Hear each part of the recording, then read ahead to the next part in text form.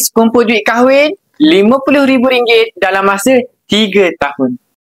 Untuk adik-adik yang nak kahwin pada tahun 2028, save dulu video ini supaya tak hilang. Kalian ada 3 tahun lagi untuk sediakan dana perkahwinan. Ajak pasangan anda sama-sama mulakan simpanan emas. Saya sarankan kalian target simpan 100 gram iaitu selama 36 bulan. Cara dia mudah sangat. Yang pertama, buka akaun emas masing-masing. Perempuan simpan 1.5 gram sebulan.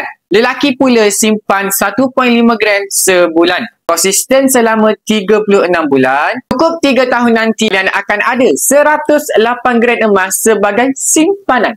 100 gram hari ini nilainya lebih kurang RM50,000. Tapi emas akan meningkat nilainya antara 8 hingga 10% setahun. Lepas 3 tahun, sebenarnya simpanan kita dah lebih daripada RM50,000. Gunakan sebahagian simpanan emas tu untuk mas kahwin ataupun hantaran. Selebihnya adik-adik boleh guna untuk kos perkahwinan.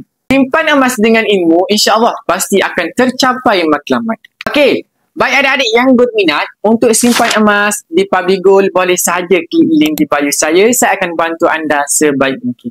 Ingat, perkongsian santai tapi sampai jumpa anda di next video.